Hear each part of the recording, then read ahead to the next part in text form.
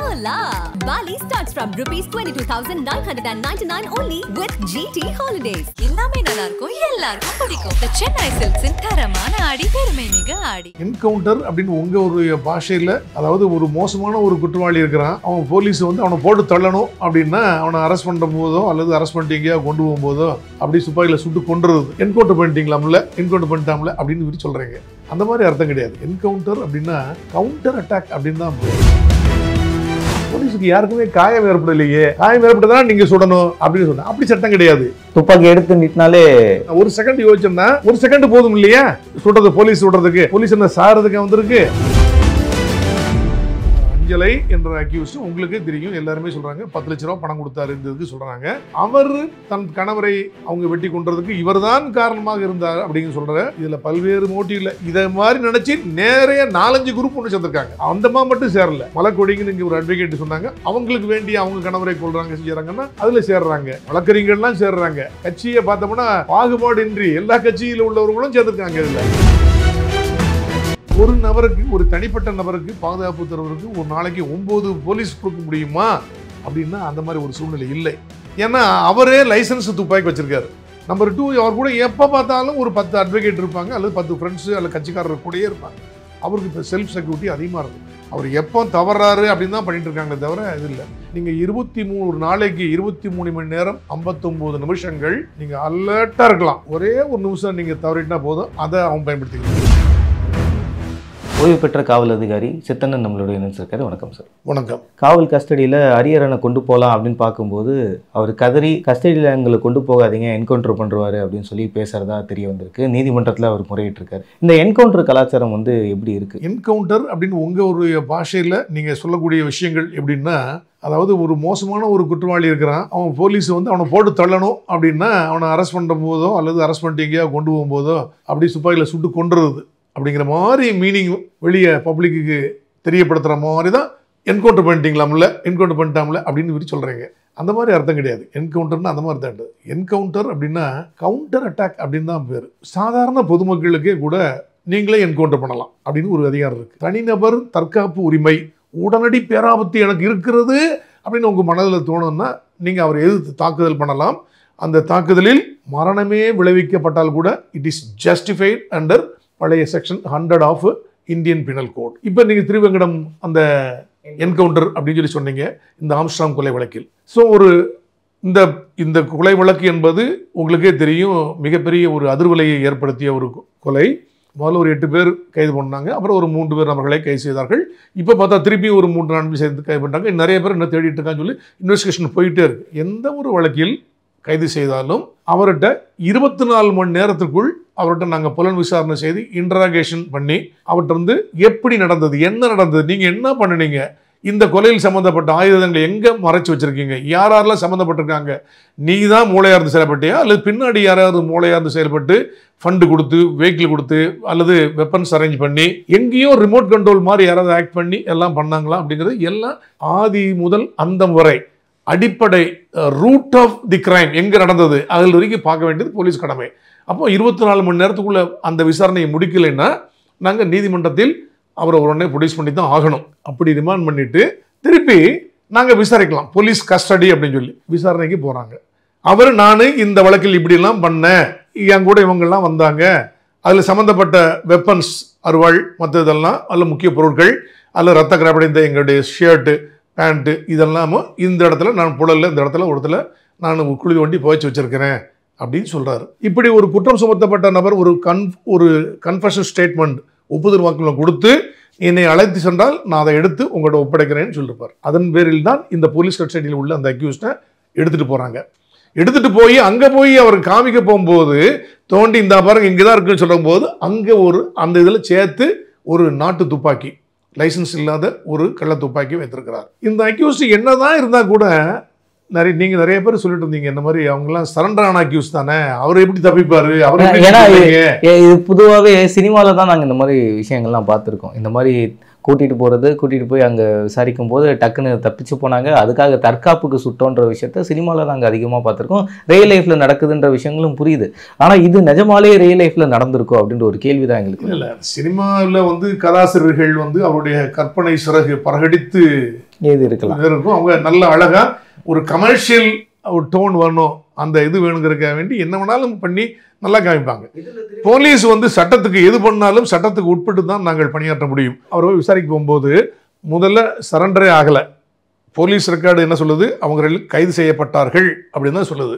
ஆனால் நீங்கள் ப்ரெஸ்ல எல்லாருமே இல்லை 7 பேர் 8 பேர் சரண்டர் ஆகிட்டாங்க, உடனே 3 மணி நேரத்தில் சரண்டர் ஆகிட்டாங்க, சரண்டரான அக்யூஸ் எப்படிங்க தப்பிக்க முயற்சி பண்ணுவாங்க அப்படின்னு ஒரு தேரியை வைக்கிறீங்க. அது நீதிமன்றம் பார்த்துக்கொள்ளும். சரண்டர் ஆனாங்களா அல்லது போலீஸ் கைது செய்தார்களா என்பது ஒரு கேள்விக்குறியான விஷயமா இருந்தால் நீதிமன்றம் பார்த்துக்கிறோம், டிஃபென்ஸ் லாயர் கேட்பாங்க. அங்கே கொண்டு போகும்போது அவர் முதல் 3-4 நாட்கள் அந்த இதில் இருந்திருக்காரு, எங்கள் சென்ட்ரல் ஜெயிலில் புழலில் தான் இருந்திருக்காரு. பயந்து போய் அவங்க சரண்டர் ஆகியிருந்தா கூட ஏகப்பட்ட பேர் இருப்பாங்க அங்கே.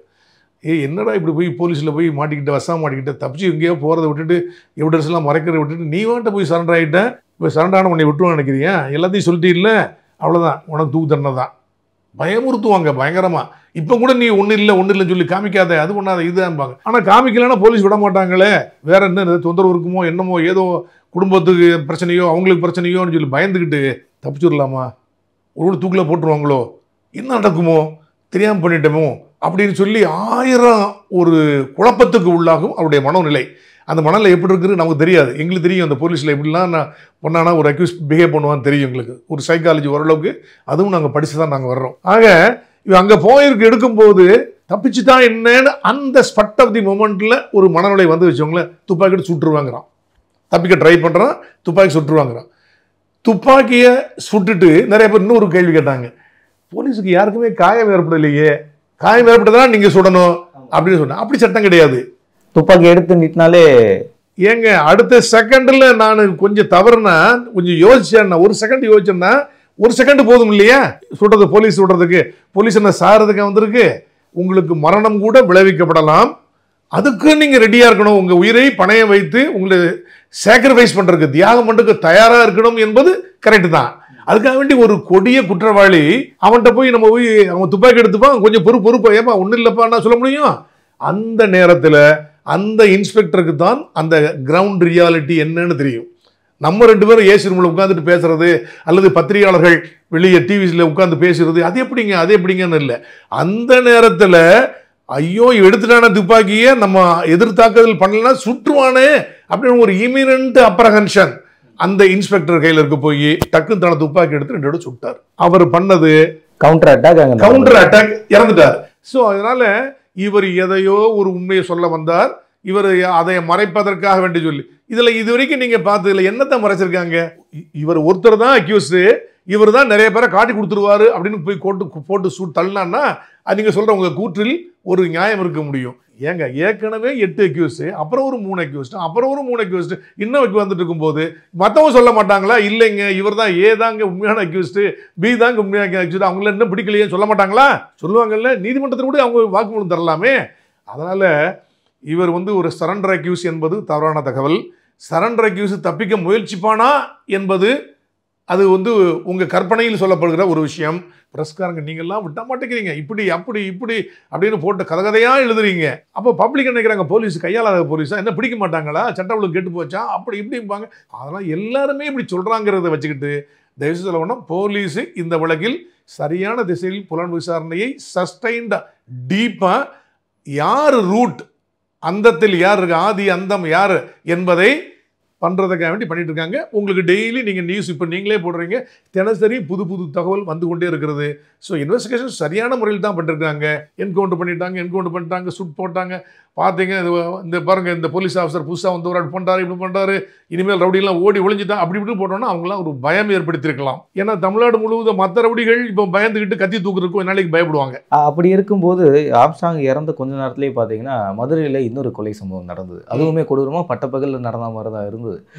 அப்படி பொதுமக்கள் நடமாடக்கூடிய பகுதியிலேயே இன்னொரு கொலை நடக்கும்போது சட்ட ஒழுங்கு ஒரு பக்கம் கேள்விக்குறியாக தானே சார் இருக்கு. ஏன்னா கொஞ்ச நாள்லயே திரும்பியுமே இல்லையா சார்? மதுரையில் நடந்த கொலை என்பது அவங்க சொந்தக்காரங்களுக்கு அவங்களுக்கு உள்ள நிலப்பிரச்சனை சம்பந்தமாக நடந்த ஒரு கொலை. உடனே பொதுமக்கள் அதிகமாக நடமாடும் இடத்தில் அல்லது ஒரு அமைச்சரின் வீட்டின் அருகிலேயே வைத்து அந்த கொலை செய்யப்பட்டு விட்டது மதுரையில் விதின் ஏ வீக் உள்ள அப்படிங்கிறதில்ல. அதெல்லாம் ஒரு ஐசோலேட்டட் இன்சிடென்ட்டு.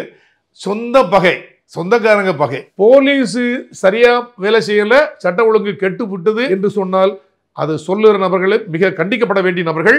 தப்பு. அதிமுக, திமுக, பாஜகவில் இருக்கக்கூடியவங்கலாம் வெளியில் வந்தாங்க. யார் யாரெல்லாம் சம்மந்தப்பட்டவங்களோ அவங்க அரெஸ்ட் பண்ணாங்க. அவங்களுடைய பின்புலங்கள் என்னன்றதை வெளியில் சொன்னாங்க. அதில் முக்கியமாக 2 பெண் தாதாக்கள் வந்து அரெஸ்ட் பண்ணப்பட்டது பெருசாக பேசப்பட்டது. அவங்க யார்? அவங்க எதனால் இவ்வளோ பெருசாக பேசப்படுது?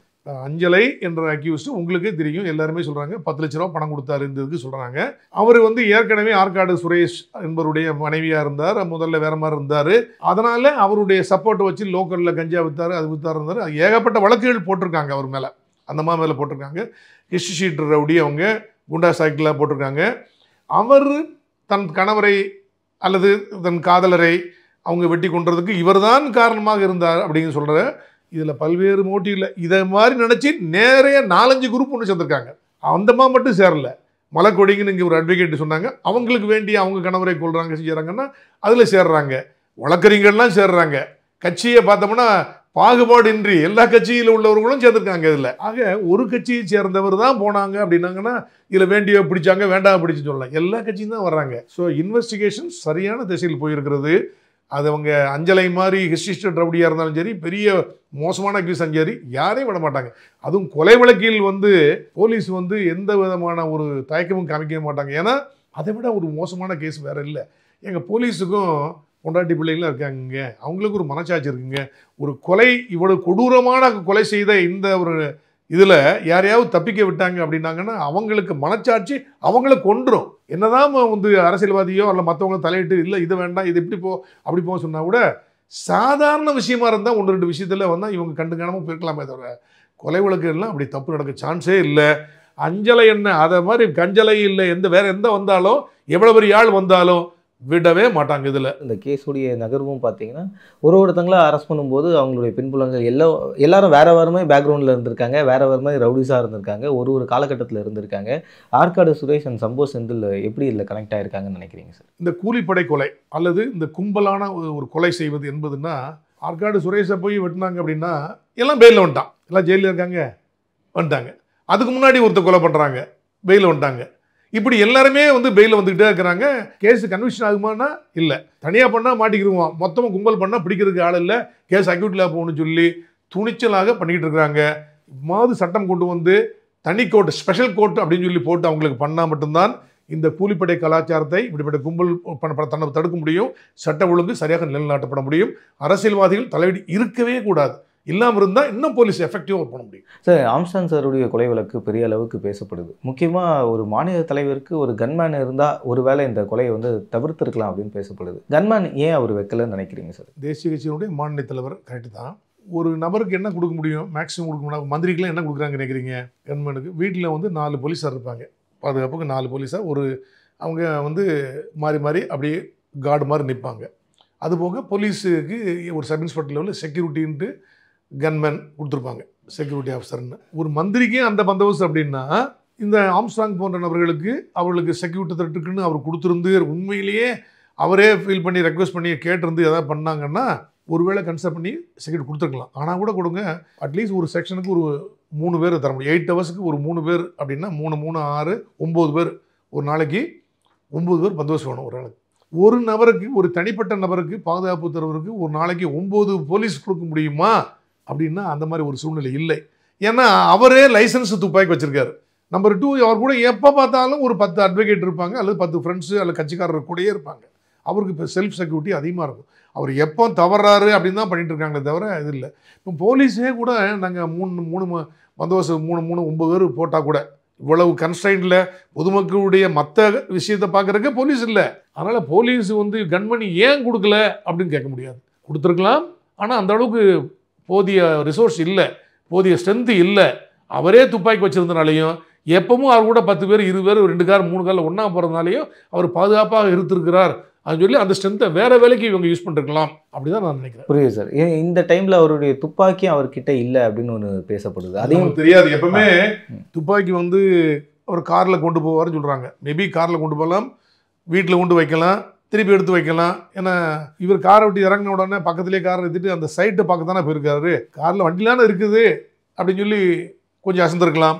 அதை ரெகுலராக வாட்ச் பண்ணி எப்படி பண்ணுறாங்கன்னு சொல்லி பார்த்து அந்த சார் நீங்கள் 23 நாளைக்கு 23 மணி நேரம் 59 நிமிஷங்கள் நீங்கள் அலர்ட்டாக இருக்கலாம். ஒரே ஒரு நிமிஷம் நீங்கள் தவறிட்டா போதும், அதை அவன் பயன்படுத்திக்கிடுவாங்க. ஏன்னா இந்த கொலையை ஒரு 30 செகண்ட்குள்ளே நடந்து முடிஞ்சிடாதா? அப்படி தான் நடந்திருக்கிறது. இதில் இருக்கக்கூடிய ஒரு பெரிய கேள்வி என்னென்னா, கண்டிப்பாக இவருக்கு இந்த மாதிரி ஒரு த்ரிட்டன் இருக்குது அப்படின்றது உளவுத்துறைக்கு தெரிஞ்சிருக்கும். அது இவங்களுக்கு வந்து சொல்லியிருப்பாங்க, சொல்லியும் தவறி இருக்குது அப்படின்னு ஒரு கேள்வி வந்து எழுப்பப்பட்டது. அதான் நான் சொன்னேன், ஏற்கனவே உளவுத்துறையிலேருந்து சொல்லியிருக்காங்க தான் சொன்னாங்க. அவர்கிட்ட போய் சொல்லிருக்க மாட்டாங்க. அவங்க வந்து போலீஸ் கமிஷன் சொல்லியிருப்பாங்க. போலீஸ் கமிஷன் ஆஃபீஸ்லேருந்து இன்டெலிஜென்ஸு மற்ற எல்லாம் லோக்கல் இன்ஸ்பெக்டர் இப்போ உனக்கு ரொம்ப த்ரெட்டு சொல்கிறாங்க, ஜாக்கிரதையாக இருந்துக்கோன்னு எல்லாமே சொல்லியிருப்பாங்க. சொல்லாமல் இருக்க மாட்டாங்க. ஏன்னா போலீஸ் வந்து யாரையும் வந்து சாக விடுறதுக்காக வேண்டிய போலீஸ் இல்லையே. அவர் மோசமான நபர் இருந்தால் கூட அவர் கொல்லப்படக்கூடாது. அதில் வந்து போலீஸ் தான் அதுக்கு பொறுப்பு. ஏன்னா உயிரை பாதுகாப்பது எங்கள் வேலை தானே. அதெல்லாம் பண்ணியிருப்பாங்க. எல்லாத்தையும் மீறி வந்தவசம், அதாவது உனக்கு தேவைப்படமா என்ன கூட இன்னும் கொஞ்சம் கூட கூப்பிட்டு யாரையாவது பேசி கீசி அவர்கிட்ட ரொம்ப மோசமாக இருக்குது உனக்கு வந்து சொன்ன கேட்டிருக்கலாம். அவர் கூட எழுதி கேட்டிருக்கலாம். ஏதோ ஒரு எங்கேயோ ஒரு தவறு நடந்திருக்கிறது. அதனால் இதில் போலீஸு குறை சொல்கிறதுக்கு ஒன்றுமே இல்லை. இப்போது புதுசாக அப்பாயிண்ட் செய்யப்பட்டிருக்க கமிஷனர் அருணுடைய செயல்பாடுகள் எப்படி இருக்குன்னு பார்க்குறீங்க sir? You have to strike at the root of any cause அப்படின்னு சொல்லுவாங்க. அடி வேரில் போய் பிடுங்கணும் இல்லை அப்படின்னு சொல்லுவோம் நம்ம. இப்போ நீங்கள் சில பேர் போடுறாங்க, 8 பேர் சரண்டர் ஆகிட்டாங்க, இதோட கேஸை முடிச்சுக்கிடுவாங்க, இவங்க கூட உண்மையான அக்யூஸ் இல்லைன்னு சொல்லி ஒரு அலிகேஷன் சொல்லிட்டு இருந்தாங்க. அந்த வீடியோ எல்லாம் போட்டு சிசிடிவி ஃபுட்டேஜ் போட்டு காமிச்சு பாரு, 1 2 3 4 5 6 இவங்க பூரா இந்த இடத்துல வந்து வெட்டுறதை பாருங்க அப்படின்னு ஆளை போட்ட உடனே இப்போ கப்புன்னு ஆகிட்டாங்க. சரண்டர் ஆனவங்க பொய் அப்படின்னு சொல்ல முடியாது. சரண்டர் இல்லை, அரெஸ்ட் வச்சுக்கோங்களேன். ஆக இதுக்கப்புறம் வந்து எல்லாம் சொன்னாங்க இதோட முடிச்சிருவாங்கன்னாங்க. அடுத்து ஒரு 3 அரெஸ்ட் பண்ணால் அவ்வளோதாங்க, க்ளோஸ் பண்ணிட்டாங்க. யாரோ மூளையிலேருந்து செயல்பட்டுருக்கான், அதெல்லாம் விட போகிறாங்க போலீஸ்னு. ஆளாளுக்கு வாய்க்கு சும்மா இருக்கிற வாயே மெல்லிட்டு இருக்கும்போது லேசாக ஒரு அவல் கிடைச்ச மாதிரி போட்டோன்னே எல்லாருமே allegation against police, allegation against government சொன்னாங்க. ஆனால் இதில் மாண்புமிகு முதல்வர்களுக்கெல்லாம் பார்த்தோம்னா சட்டம் ஒழுங்கு சரியாக நிலைநாட்டுங்கிறது தான் அவருக்கு வந்து ஒரு ஆதாயமே தவிர, அதை தொய்வு விட்டுனா அவருக்கு என்ன ஆதாயம்? என்னைக்காவது அவர் வந்து இதில் சொன்னாரா? இப்போ நீங்கள் மாற்றின உடனே என்ன சொல்கிறீங்க, அப்போ தப்புட்டாங்களா, அப்போ சரியாக பண்ண தானே மற்றவங்கள போட்டிருக்காங்க அப்படிங்கிறீங்க. இப்போதைய பிரசன்ட் கமிஷனர் அருண் அவர்கள் இன்னும் நல்லதாக பண்ணுற மாதிரி நீங்கள் எல்லாருமே போட்டுறீங்க. ஏன்னா டெய்லி பார்த்தீங்கன்னா ஈவன் ஒரு ஹரிஹரன் என்ற ஒரு அட்வொகேட் வந்து ஒரு கூவம் நதியில் ஒரு 7-8 ஃபோனை போட்டார் அப்படின்னா கூட, போட்டானா போய் நதியில் எப்படி தேடுறதுன்னு சொல்லலை, பார்த்துருவோம் அப்படின்னு சொல்லி டைவர்ஸ் எல்லாம் கொண்டு வந்து உள்ளே 2 நாள் 3 நாள் பண்ணி 3-4 ஃபோன் உள்ளே கிடந்து இந்த உடஞ்ச பார்க்காம ஃபோன் எல்லாமே சர்ச் பண்ணி சொல்லியிருக்காங்க. ஆக யார் இருந்தாலும் இப்போ டெய்லி ஒரு அதனுடைய போக்கை பார்த்தால் அக்யூஸ் புது அக்யூஸ் புது நெட்வொர்க் எல்லாம் வந்துட்டு இருக்கு. நீங்கள் ஏன் 2-3 பேர்லாம் சொன்னீங்க, நீங்கள் அவங்களாம் தேடுறாங்களாமே, அவங்க தான் பிரைம் அக்யூஸா அப்படிலாம் சொன்னீங்க. நீங்கள் அதை நோக்கி தான் போயிட்டு இருக்கு. அதனால் இந்த இன்வெஸ்டிகேஷன் முனைப்பாக போவதற்கு கமிஷனர் வந்து அப்படி நடந்தால் தான் அது வந்து அரசாங்கத்துக்கு ஒரு நல்ல பெயர் ஏற்படுத்தும், பொதுமக்களுக்கு ஒரு நம்பிக்கை ஏற்படுத்தும் போலீஸ் மேலே. அதை நோக்கி கமிஷனர் நல்லா பண்ணிட்டு இருக்காருன்னு தான் நான் ஃபீல் பண்ணுறேன். ஓவரால் ஆம்சாங் சாருடைய கொலை வழக்கு வந்து பெரிய அதிர்வலைகளை உருவாக்கிய இந்த தருவாயில் நீங்கள் உங்களுடைய எக்ஸ்பீரியன்ஸ் மூலிமா போலீஸ் மேலே இருக்கக்கூடிய அலிகேஷன்ஸும் அவங்களுடைய செயல்பாடுகள் எப்படி இருக்குன்றதை விரிவாக பேசுனீங்க. ரொம்ப நன்றி சார். நன்றி.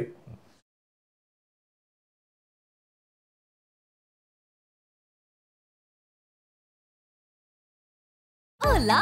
Bali starts from ₹22,999 only with GT Holidays. எல்லாமே நல்லா இருக்கும், எல்லாருக்கும் பிடிக்கும். The Chennai Silks in தரமான ஆடி பெருமை மிக ஆடி.